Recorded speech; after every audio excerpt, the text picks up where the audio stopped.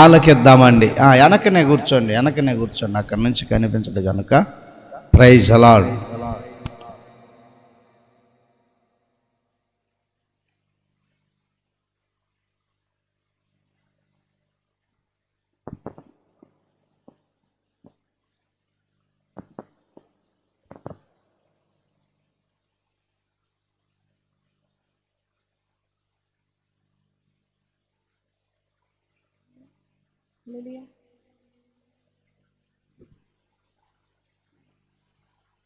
Hallelujah. Praise the lord. దేవుని నామానికి మహిమ కలుగును గాక. కూడి వచ్చిన మీ అందరికీ నా వందనాలు. ఈ అవకాశం ఇచ్చిన పాస్టర్ గారికి నా వందనాలు. దేవుడు ఈ రాత్రికాల సమయంలో మనతో మాట్లాడబోచున్నాడు. పాస్టర్లు ఎప్పుడు నేను కొన్ని చోట్ల విన్నప్పుడు ఒక ఆయన అంటున్నాడు, పావు గంట అయితే ముద్దు, అరగంట అయితే వద్దు, గంటన్నర అయితే గుద్దు. కాబట్టి మిమ్మల్ని ఎక్కువగా నేను విసిగించదలుచుకోలేదు. దేవుడు నా ద్వారా మీతో మాట్లాడబోతుంది ఏంటంటే, దేవుని వాక్యం ఎలా ఉండాలంటే స్పష్టంగా అర్థం అవ్వాలి. హల్లెలూయా, హల్లెలూయా. దేవుని మాటలు స్పష్టంగా అర్థం అవ్వకపోతే చాలా విధానాలకి చాలా కష్టాలకి గురవ్వాల్సి వస్తుంది. కాబట్టి దేవుని మాటలు ఎలా అర్థం చేసుకోవాలంటే తేటగా స్పష్టంగా మనము అర్థం చేసుకోవాలి. దేవుని నామానికి మహిమ కలుగును గాక. హల్లెలూయా. సంతోషంగా ఉన్నారు? హల్లెలూయా చెప్దామా? హల్లెలూయా. ఎక్కువ సంతోషంగా లేరా? తక్కువగా ఉన్నారా? కొంచెమే చెప్తున్నారు. హల్లెలూయా, హల్లెలూయా. దేవుని మహిమ పీల్చడంలో మనం ఎలా ఉండాలంటే సంతోషంగా ఉండాలి. కాబట్టి దేవుడు ఈరోజు మనతో మాట్లాడబోయే సందేశం ఏంటంటే, ఆయన వర్తమానం ఏంటంటే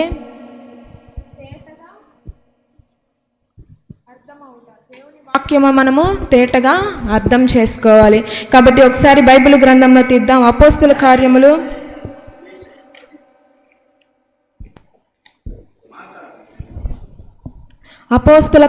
14:1 చదవండి. సహాయం చేయగలవారు? సహాయం చేయండి. ఇకోనియాలో జరిగినదేమనగా, వారు కూడి యూదుల సమాజ మందిరంలో ప్రవేశించి తేటగా బోధించినందున అనేకులు యూదులను గ్రీసు దేశస్థులను విశ్వసించిరి. హల్లెలూయా. ఇక్కడ దేవుని దైవ సేవకులు ఏం చేస్తున్నారంటే, ఆయన పాస్టర్ గారు అనేక మంది ప్రజలకు, యూదులకి సువార్త ప్రకటిస్తున్నారు. ఏం చేస్తున్నారండి? సువార్త ప్రకటించేటప్పుడు వాళ్ళ వాక్యాలు, వాళ్ళ మాటలు ఎలా ఉన్నాయంట? తేటగా అర్థమయ్యాయి. మనం మాట్లాడే భాష ఎలా ఉండాలంటే తేటగా ఉండాలి. నేను తెలుగువారం కదా మనమందరం. నేను తమిళ్ మాట్లాడాను అనుకో, మీకు అర్థమైద్దా?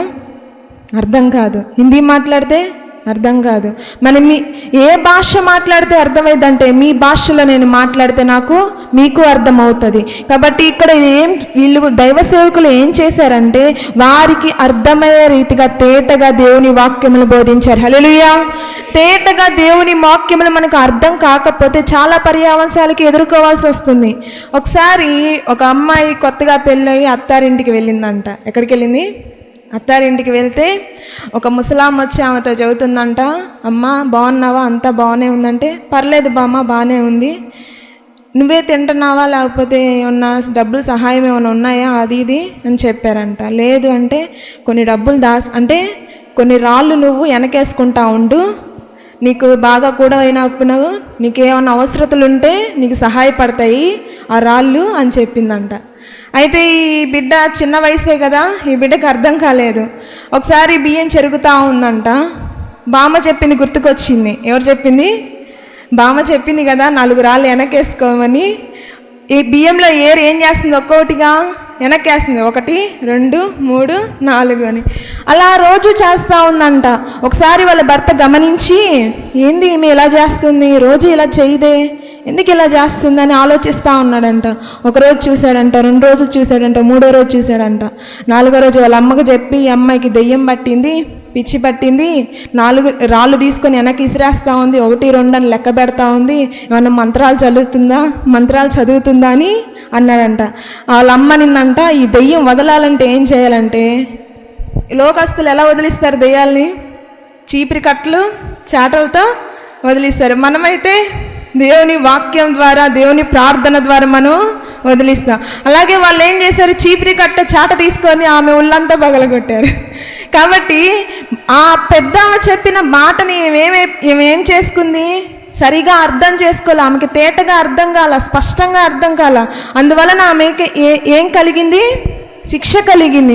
కాబట్టి దేవుని వాక్యమును మేము బోధించినప్పుడు, దేవుని వాక్యం దైవజనుడు బోధించినప్పుడు, దేవుని వాక్యం మీకు సువార్త ప్రకటించినప్పుడు అది ఎలా ఉండాలంటే తేటగా ఉండాలి. ఎప్పుడైతే తేటగా ఆ వాక్యము అర్థమవుతుందో, ఆ వాక్యం స్పష్టంగా వినపడుతుందో, అప్పుడు విశ్వాసంలో ఏం కలుగుతుంది, విశ్వాసం కలుగుతుంది. హల్లెలూయా. దేవుని మాటలు స్పష్టంగా అర్థం కాకపోయానుకో, దేవుని వాక్యాలు స్పష్టంగా అర్థం కాకపోతే చాలా పర్యావసానాలకు ఎదుర్కోవాల్సి వస్తుంది. కాబట్టి చెప్పే మేమైనా కానీ, వినే మీరైనా కానీ ఎలా ఉండాలి, వాటిని బాగా అర్థం చేసుకోవాలి. ఒక నపుంసకుడు ఏం చేస్తున్నాడంటే దేవుని గ్రంథం తీసుకొని చదువుతా పోతా ఉన్నాడంట తన వాహనంలో. చదువుతున్నాడే కానీ అతనికి అర్థం కావట్లేదు. పైకైతే చదువుతున్నాడు బాగానే, కానీ ఆ వాక్యం ఎలా ఉంది అతనికి అర్థం కావట్లేదు. అతనికి అర్థం కానంతసేపు, ఆ వాక్యం గురించి తెలియనంతసేపు అతని జీవితంలో మారు మనసు లేదు. ఆ వాక్యం అతనికి తెలియనంతసేపు అతని జీవితంలో రక్షణ లేదు. ఎప్పుడైతే దైవజనుడు వచ్చి అతనికి వచ్చి బోధించాడో, ఆ వాక్యమును గురించి ఎప్పుడైతే స్పష్టంగా తేటగా చెప్పాడో, అక్కడికక్కడే అతను రక్షణ పొందాడు. హల్లెలూయా. వెంటనే అతని వాహనమును ఆపేసి, నాకు ఇక్కడ బాప్తీసం ఇవ్వండి, మీరు ఇక్కడ నాకు రక్షణ ఇవ్వండి అని చెప్పాడు. దేవుని వాక్యం ఎవరికైతే తేటగా అర్థమవుతుందో, ఎవరైతే స్పష్టంగా అర్థం చేసుకుంటారో, వాళ్ళ జీవితాల్లో దేవుడు కార్యాలు చేస్తాడు. హల్లెలూయా. దేవుని మాటలు చక్కగా అర్థం అవ్వాలండి. దేవుని వాక్యం చక్కగా అర్థం చేసుకోవాలి. ఏదో పై చదివేమి, పై చూసేమి అంటే కుదరదు. ఆ వాక్యంలో అమూల్యమైన మాటలు ఉంటాయి, మిమ్మల్ని ఆదరించే మాటలు ఉంటాయి, మిమ్మల్ని సమాధానపరిచే మాటలు ఉంటాయి. ఎప్పుడైతే దేవుని మాటలు మనం అర్థం చేసుకుంటామో, దేవుని మాటలు మనకు స్పష్టంగా అర్థమవుతుందో, మన జీవితంలో దేవుడు కార్యాలు చేస్తాడు. హల్లెలూయా. ఒకసారి నెహెమ్యా గ్రంథము తీయండి.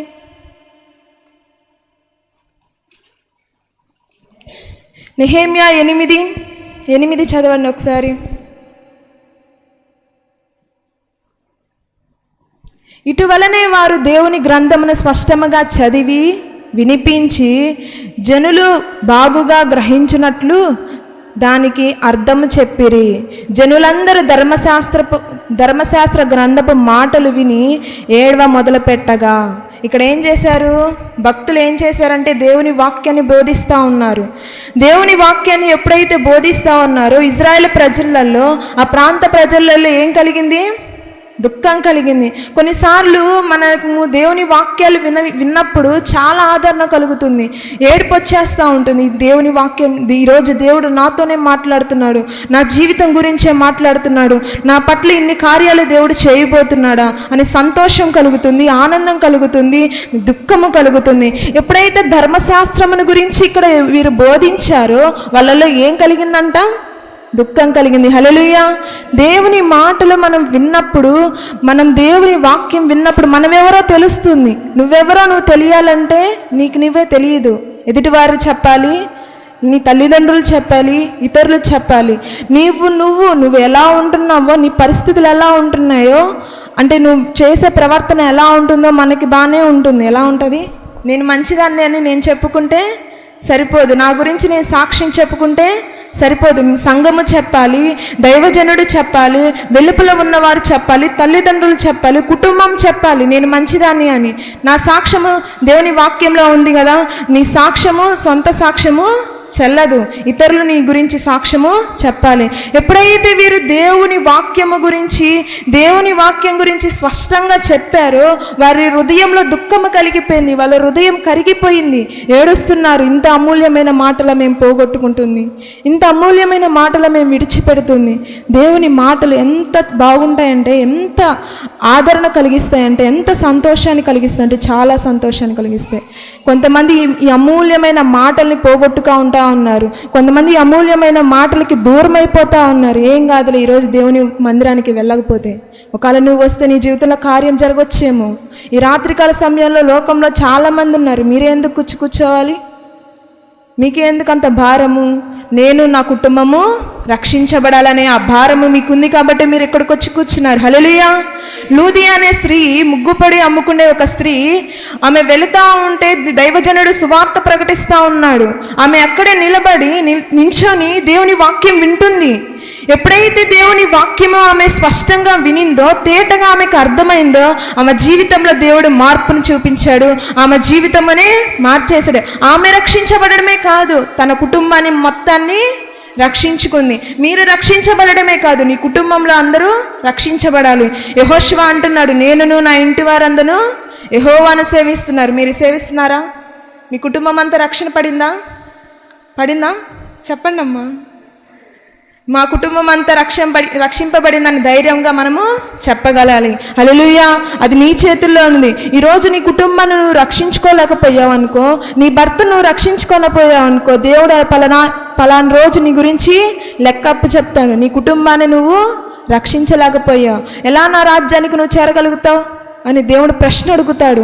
కాబట్టి దేవుని వాక్యంలో రాయబడింది ఏంటంటే, దేవుని మాటలు మనం స్పష్టంగా అర్థం చేసుకోవాలి. ఆయన మాటలు ఎప్పుడైతే స్పష్టంగా అర్థమవుతుందో మన జీవితంలో కార్యం కలుగుతుంది. హల్లెలూయా. యేసు ప్రభు చెప్పిన మాటలని ప్రజలు స్పష్టంగా అర్థం చేసుకోకపోవడం వల్ల ఆయన సిలువకేసి చంపేశారు. ఏం మాట చెప్పాడు ఆయన?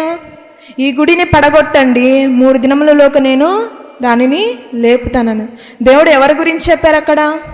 నన్ను పడగొట్టండి, 3 దినాల లోప నేను లెగుస్తానని చెప్తే వాళ్ళు అంటున్నారు, యోహానులో అంటున్నారు, యోహాను 2:20 అనుకుంటా అంటున్నారు, ఇది ఇన్ని సంవత్సరాలు కట్టబడింది కదా చేతి ద్వారా, ఈయన 3 రోజుల్లో లేపుతానంటాడేంటి? అసలుకి ఏం మాట్లాడుతున్నాడు ఈయన అని చెప్తా ఉన్నారు. దాని నిమిత్తం ఏం చేశారు? యేసు ప్రభుని చంపివేశారు. దేవుని మాటను సరిగ్గా అర్థం చేసుకోకపోవడం వలన, దేవుని మాటను తేటగా అర్థం చేసుకోకపోవడం వలన, స్పష్టంగా అర్థం చేసుకోకపోవడం వల్ల మన దేవుణ్ణి ఏం చేశారు? వాళ్ళ చేతుల ద్వారా వాళ్ళే చంపేశారు. కాబట్టి దేవుని వాక్యం స్పష్టంగా అర్థం అవ్వాలి. దేవుని వాక్యం స్పష్టంగా అర్థం అవ్వకపోతే చాలా నష్టాలు జరుగుతాయి. హల్లెలూయా. దేవుని మాటలు మనకి స్పష్టంగా అర్థం అవ్వాలి. ఆయన మాటలు మనం విన్నప్పుడు, నాకు మా డాడీ ఒక పాట రాశాడు. ఆ పాటలో ఒక వచనం అంటే నాకు చాలా ఇష్టం. ఏమంటే, నీ మధుర వాక్యములే వినిపించగా నేనెంతో పాపినని తెలుసుకుంటిని. నీ మధుర వాక్యములే వినిపించగా నేనెంతో పాపినని తెలుసుకుంటిని. క్షమించుమయ్యా నా పాపములు, క్షమించుమయ్యా నా పాపములు, నీ రక్తముతో నన్ను కడిగి రక్షించుము యేసయ్యా. ఆది సంబూతుడా నా యేసయ్యా, నీకే నా హృదయార్పణ. ఆత్మీయుడా ఆరాధ్యుడా, నీకే స్తుతి ఆరాధన. ఆది సంబూతుడా నా యేసయ్యా, నీకే నా హృదయార్పణ. ఆత్మీయుడా ఆరాధ్యుడా, నీకే స్తుతి ఆరాధన. హల్లెలూయా. దేవుని మధురమైన మాటలు వింటే ఏమనిపిస్తుందంటే, మనం ఎంతో పాపులమని గ్రహించగలుగుతాం. చాలామంది పాస్టర్లు వాక్యాలు చెప్పేటప్పుడు, పలానా రోజు ఒక పాస్టర్ గారు వాక్యం చెప్తున్నాడు, అప్పుడు నాకు అర్థమైంది నేను ఎంత ఘోర పాపినో అని, నేను ఎంత దేవుని పట్ల ఎంత ద్వేషించాను, దేవుని ఎంత దూరం చేసుకున్నానని వారు సాక్ష్యం చెప్పడం నేను చాలామందిని చూశాను. దేవుని వాక్యము విన్నప్పుడు, ఆయన మధురమైన మాటలు విన్నప్పుడు మనం ఎంతటి వారమో, మనం ఏ స్థితిలో ఉన్నామో, ఏ పరిస్థితిలో ఉన్నామో మనకి అర్థమవుతా ఉంది. దేవుని మాటలు భాష సరిగ్గా అర్థం కాకపోతే చాలా నష్టాలు కలుగుతాయి. మాట స్పష్టంగా అర్థం అవ్వాలి. ఒకసారి ఒక వ్యక్తి ఒక గొర్రె పిల్లని తీసుకొని ప్రయాణమై వెళ్తూ ఉన్నాడంట. వెళ్తూ ఉంటే మార్గ మధ్యలో అతనికి ఏమైంది? దాహంగా అనిపించింది. అయితే ఎటు చూసినా కానీ అరణ్య ప్రాంతం ఎడారిగా ఉంది.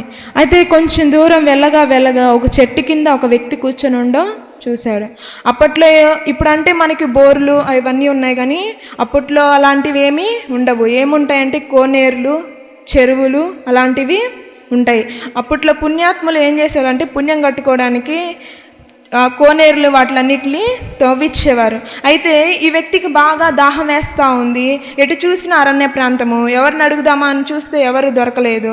అయితే కొంచెం దూరం వెళ్ళగా ఒక చెట్టు కింద ఒక వ్యక్తి కూర్చొని ఉన్నాడు. అయితే ఆ వ్యక్తి దగ్గరికి పోయి అడుగుతూ ఉన్నాడు. ఈయన దగ్గర ఉన్న గొర్రె ఎలాంటిదంటే కుంటి గొర్రె. ఎలాంటిది? కుంటి గొర్రె. అయితే ఆ కుంటి గొర్రెని తీసుకొని ఆ వ్యక్తి దగ్గరికి వెళ్తున్నాడు. అయ్యా, ఇక్కడ కోనేరు ఎక్కడన్నా దొరుకుతుందా, ఎక్కడన్నా ఉంటుందా, ఆ ప్రాంతం ఎక్కడ ఉండిద్దో నాకు చెప్పమని చెప్పినప్పుడు ఆ వ్యక్తి అంటున్నాడు, ఆయన మాటల వైపు చూసి గొర్రె వైపు చూశాడు. ఈయన నన్ను ఏమన్నా ఈ గొర్రె కాలు నేనే ఎరగొట్టానేమో అని అనుకుంటున్నాడేమో. నేను కాదు ఆ గొర్రెని కాలు ఎరగొట్టింది, నాకు తెలీదు, నాకు సంబంధం లేదు అని అంటున్నాడంట. లేదయ్యా, కోనేరు ఎక్కడుందో చెప్పయ్యా, నేను వెళ్తాను, నాకు బాగా దాహం వేస్తుందంటే ఈయనేమంటున్నాడు, నేను ఆ గొర్రె కాలు విరగొట్టలేదు, నాకు దానికి ఏం సంబంధం లేదు అని అంటున్నాడు. ఎంత చెప్పినా కానీ ఈయన కోనేరు గురించి అడుగుతున్నాడు. ఈయన ఎంత అడిగినా కానీ ఈయన గొర్రె గురించే చెప్తున్నాడు. చెప్పి చెప్పి చెప్పి ఈయన ఇసుకు పుట్టి ఆ గొర్రెని ఏం చేశాడంటే కాళ్ళతో తన్నాడు. ఇప్పుడు ఈయనకి బాగా కోపం వస్తుంది. గొర్రెల కాపర్లకి ఏంటంటే వారిని ఎన్ని మాటలు తిట్టండి, ఎన్నన్నా అనండి, సైలెంట్గా ఉంటారు. కానీ గొర్రెకి ఏమన్నా అయ్యిందా ఆ రోజు వాడు అయిపోయాడు. సంఘ కాపరైనా సరే ప్రజలు ఎన్ని మాటలు ఆయన నిందించిని, ఎన్ని మాటలు ఆయన అన్ని, విశ్వాసులు ఒక్క మాటైనా, తన బిడ్డలను ఒక్క మాట అయినా కానీ అన్నా కానీ ఆయన ఊరుకోడు. అలాగే ఈయన గొర్రెని కాళ్ళతో తన్నెకిలకి చాలా కోపం వచ్చేసింది. నేను దేని గురించి అడిగాను, నేనేమన్నా తిట్టానా, నేనేం అరిచానా, నీళ్ళు ఎక్కడ ఉంటాయో చెప్పమన్నాను, ఇతనేంది నా గొర్రెను కొడతాడు అని ఇద్దరు బాగా కొట్టుకోవడం మొదలుపెట్టారు. ఎంత కొట్టుకున్నా కానీ వీళ్ళ గొడవ తీరట్లేదు.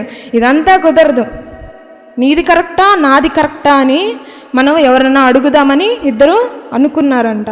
అయితే ఒక వ్యక్తి బాగా కోపంతో వాళ్ళ అత్తగారింటికి వెళ్తా ఉన్నాడు. ఎక్కడికి వెళ్తున్నాడండి? వాళ్ళ అత్తగారి ఇంటికి వెళ్తా ఉన్నాడు. అయితే వీళ్ళిద్దరు వ్యక్తులు అతని దగ్గర న్యాయం తీర్పు తీర్చుకోవడానికి వెళ్తున్నారు. అయితే ఆ వ్యక్తిని ఆపి, అయ్యా, నేను నీళ్ళు ఎక్కడ ఉంటాయని అడిగితే ఈ వ్యక్తి ఏమి చెప్పకుండా ఏదో మాట్లాడి నా గొర్రెను కాళ్ళతో తన్నాడు అని ఇతను చెప్తాడు. ఇంకో వ్యక్తి అంటున్నాడు, ఈ వ్యక్తి నేను ఎరగొట్టకపోయిన గొర్రె కాలు నేనే ఎరగొట్టానని అంటున్నాడు. కాబట్టి ఇతను నా మీద తగాదేసుకొని మా ఇద్దరం కొట్టుకోవాల్సి వస్తుంది, మా ఇద్దరికి తీర్పు తీర్చేయా అని ఆ వ్యక్తితో చెప్తున్నాడు.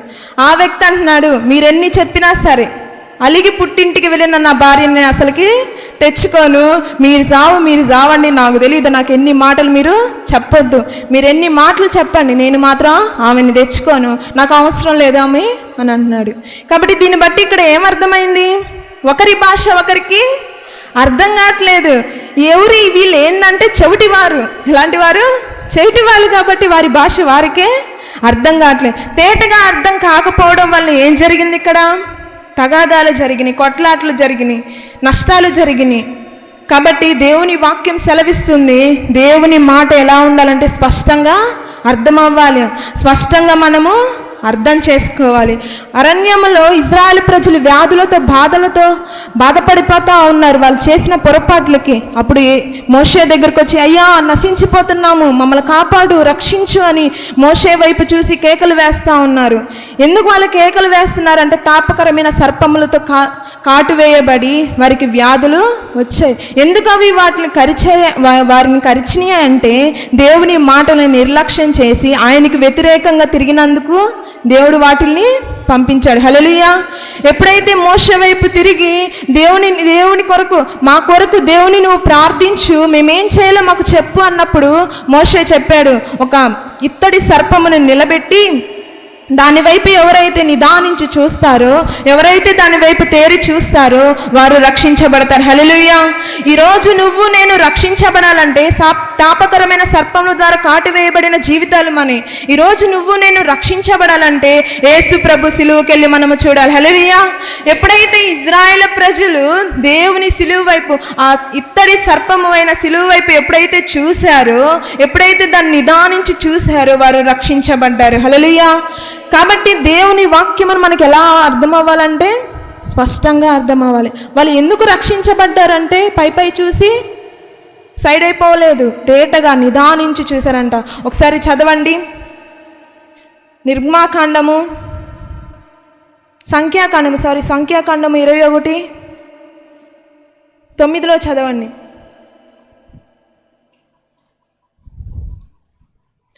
కాబట్టి మోషే ఇత్తడి సర్పం ఒకటి చేయించి స్తంభం మీద దానిని పెట్టెను. అప్పుడు సర్పపు కాటు తినిన ప్రతివాడు ఆ ఇత్తడి సర్పముని నిదానించి చూచినందున బ్రతికెను. హల్లెలూయా. ఎలా చూశారంటండి? నిదానించి, స్పష్టంగా, తేటగా. ఎప్పుడైతే దేవుని వైపు, ఇత్తడి సర్పం వైపు ఎప్పుడైతే వారు నిదానించి చూశారో వారు రక్షించబడ్డారు. హల్లెలూయా. నువ్వు దేవుని మందిరానికి వచ్చినప్పుడు దిక్కులు చూడడం కాదు, దేవుని వైపు చూడాలి. దేవుని వాక్యం వైపు నువ్వు ఎప్పుడైతే నిదానించి చూస్తావో, ఎప్పుడైతే నువ్వు దేవుని వైపు స్పష్టంగా చూస్తావో, దేవుని మాటలు నీకు స్పష్టంగా అర్థమై నువ్వు రక్షించబడతావు. హల్లెలూయా. కొంతమంది మందిరానికి వచ్చిన వాళ్ళు పాస్టర్ గారి వైపు, దేవుని వైపు చూడరు. ఏం చేస్తూ ఉంటారు?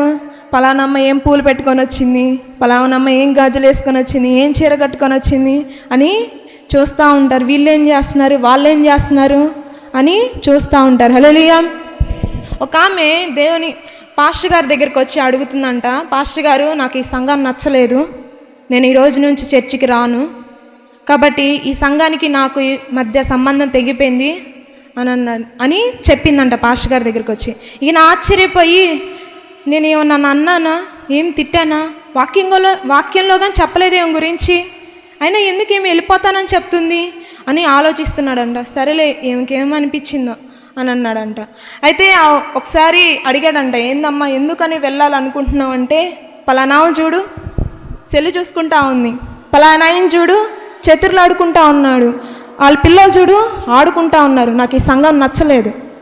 అంటే నేనేం పొరపాటు, నువ్వేం చేయలేదు, పాస్టర్ అమ్మ ఏమని చేసిందా, ఏం చేయలేదు, లేకపోతే నా పిల్లలు ఏమన్నా చేశారా, ఏం చేయలేదు, మరి ఎవరు చేశారు, సంఘం చేసింది.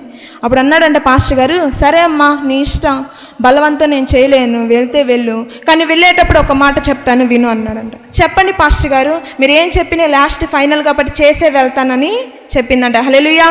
అయితే ఆ పాస్టర్ గారు చెప్పాడంట, ఒక గ్లాస్ నిండా నీళ్ళు తీసుకో, ఆ గ్లాస్ నిండా నీళ్ళు తీసుకొని చుక్క నీళ్ళు పడకుండా ఈ ఆవరణం చుట్టూ, ఈ మందిరం చుట్టూ ఒక 3 సార్లు తిరుగు చాలు అని అన్నాడంట. ఓహో ఇంతేనా, ఇంత సులువా, ఇది చేసి ఎమ్మటినే వెళ్ళిపోతా, నాకు ఈ సంఘం వద్దు ఏమొద్దని అనుకుందంట. అయితే అలాగే అంత నిండుగా నీళ్లు తీసుకొని ఆవరణం చుట్టూ ఏం చేస్తూ ఉంది, తిరుగుతూ ఉందంట. పాస్టర్ గారి దగ్గరికి వచ్చిందంట. చూడండి పాస్టర్ గారు, ఇంకా ఈ మందిరానికి నాకు సంబంధం తెగిపోయింది, చుక్క నీళ్ళు కానీ కింద పడలేదు, ఎక్కడన్నా చూసుకోండి మీరు అని చెప్పిందంట. మంచిదేనమ్మా, బాగానే చెప్పిన పని చెప్పినట్టు చేసావు, నువ్వు మంచిదానివే అని. సరే, ఈ తిరిగే ప్రయాణంలో నువ్వు తిరిగేటప్పుడు పలానా మార్తమ్మ ఏం చేస్తుందమ్మా అని అడిగాడు. ఏమడిగాడు?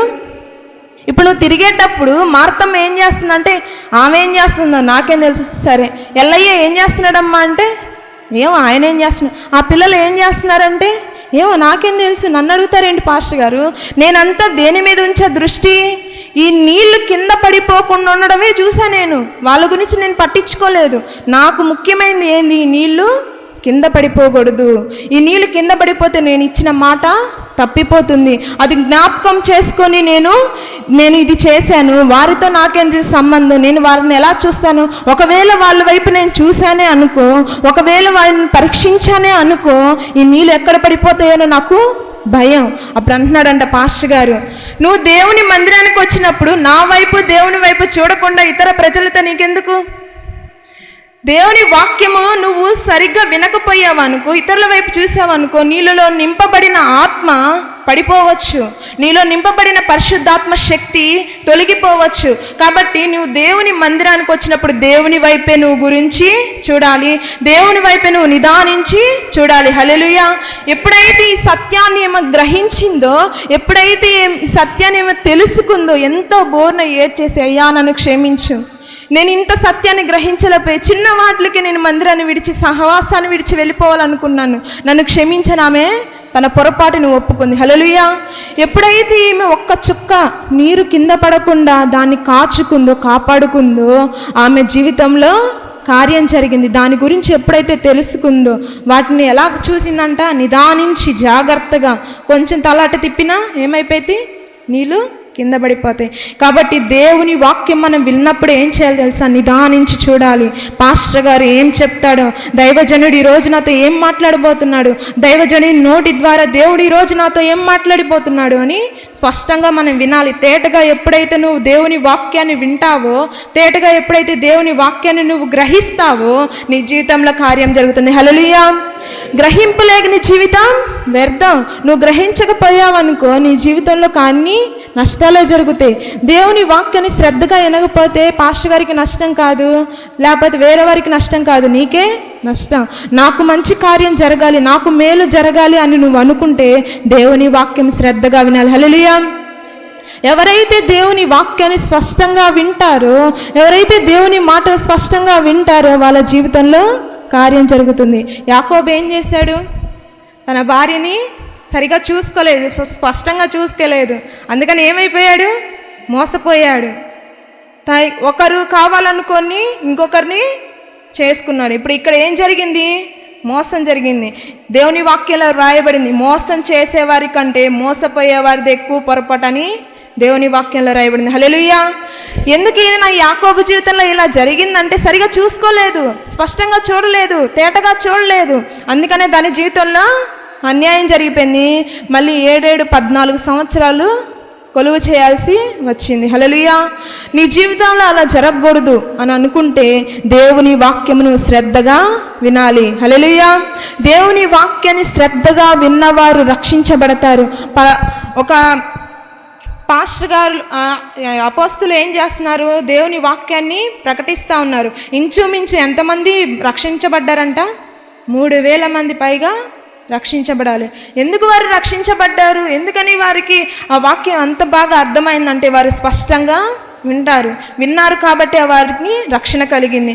పాస్టర్ గారు బాగానే చెప్తాడు, తేటగానే స్పష్టంగానే, కానీ మనం వినేవారు ఎలా వినాలి, స్పష్టంగా వినాలి, శ్రద్ధగా వినాలి, నిదానించి చూడాలి. ఇంకా ఏం చెప్తాడు, అన్న ఏం చెప్తాడా అని చూడాలి. అబ్బాయి నేను ఇంతసేపు చెప్తున్నాడు, అబ్బాయి ఎప్పుడు వదిలిపెడతాడు, ఇవి ఆలోచనలు ఉన్నాయనుకో మన జీవితంలో కార్యాలు జరగవు. దేవుని వాక్యము ఎప్పుడైతే మనం నిదానించి స్పష్టంగా తేటగా వింటామో, దేవుని వాక్యం ఎప్పుడైతే తేటగా బోధించబడుతుందో మన జీవితంలో కార్యం జరుగుతుంది. హల్లెలూయా. యాకోబు జీవితంలో అలా అవ్వడానికి కారణం, ఆయన మళ్ళీ కొలువు చేయడానికి కారణం ఆయన సరిగా చూసుకోలేదు. యేసుప్రభుని సిలువ వేయడానికి కారణం, యేసుప్రభుని వారు స్పష్టంగా అర్థం చేసుకోలేదు, ఆయన సరిగ్గా అర్థం చేసుకోలేదు. ఈరోజు మన జీవితంలో ఇలాంటి కార్యాలు జరుగుతున్నాయి అంటే మనము దేవుని వాక్యాన్ని స్పష్టంగా అర్థము చేసుకోకపోవడమే కారణం. హల్లెలూయా. కాబట్టి ఈరోజు దేవుడు మనతో మాట్లాడేది ఏంటంటే, దేవుని మాట మనకి స్పష్టంగా అర్థం అవ్వాలి, ఆయన మాటలు మనం స్పష్టంగా అర్థం చేసుకోవాలి. ఎప్పుడైతే నపుంసకుడు ఫిలిప్పు ద్వారా బాప్తీసం పొందాడు అంటే, ఆయన ఎప్పుడైతే రక్షించబడ్డాడు అంటే దేవుని వాక్యం ఆయనకి ఎలా అర్థమైంది, తేటగా అర్థమైంది. అంతకు ముందు నుంచి చదువుతూనే ఉన్నాడు దేవుని వాక్యాన్ని ధ్యానిస్తూనే ఉన్నాడు. ఎంత చదివినా కానీ పైనే చదువుతున్నాడు కానీ లోతులోకి వెళ్ళట్లేదు. మనం చదువుతూనే ఉంటాం కానీ దాని గురించి చెప్పే ఒక వ్యక్తి ఉండాలి. ఆ వ్యక్తి ఎవరంటే దైవజనుడు. హల్లెలూయా. చదువుకునే వారికి ఎవరు ఉండాలి, టీచర్లు ఉండాలి. చదువు చెప్పేవారు లేకపోతే వాళ్ళకి చదువు వస్తుందా? అలాగే విశ్వాసులకి దేవుని మాటలు అర్థం అవ్వాలంటే ఎవరు ఉండాలి, సేవకుడు ఉండాలి. సేవకుడు ఏం చేస్తాడంటే వాటిని తెలుసుకొని గ్రహించి 1కి 2 సార్లు 1కి 16 సార్లు అలా గ్రహించి ఏం చేస్తాడు, ఇలా చెప్తే ఈ బిడ్డ కాపాడబడుతుంది, ఈ కుటుంబం రక్షించబడుతుంది, ఈ కుటుంబానికి ఆదరణ దొరుకుతుంది, దేవుడు వీళ్ళతో ఎలా మాట్లాడితే బాగుంటుంది అని ఎప్పుడైతే సంఘాన్ని గురించి ఆలోచించి మీ గురించి దైవజనుడు మాట్లాడతాడు. కాబట్టి దేవుని వాక్యము సరిగా అర్థం కాకపోయిందనుకో మన జీవితాలన్నీ వ్యర్థంగానే మిగిలిపోతాయి. హల్లెలూయా. దేవుని వాక్యం సరిగా అర్థం చేసుకోవాలి. కాబట్టి ఈరోజు దేవుడు మనతో మాట్లాడింది ఏంటంటే దేవుని మాట తేటగా అర్థం అవ్వాలి, తేటగా అర్థం చేసుకోవాలి. ఈ చిన్న సమయాన్ని ఇచ్చిన దైవజనులకి నా హృదయపూర్వక వందనాలు, దేవునికి స్తోత్రాలు. ఓపికగా విన్న మీ అందరికీ నా హృదయపూర్వక వందనాలు. దేవుని నామానికి మహిమ కలుగును గాక. హల్లెలూయా.